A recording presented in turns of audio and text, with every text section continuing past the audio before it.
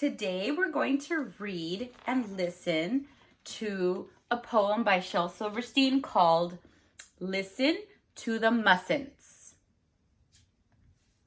Listen to the mustn'ts, child. Listen to the don'ts. Listen to the shouldn'ts. The impossibles. The won'ts. Listen to the never haves.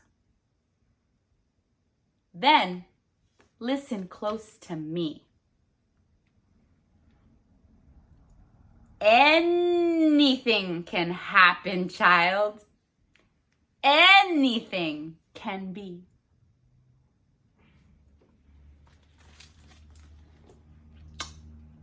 Bye.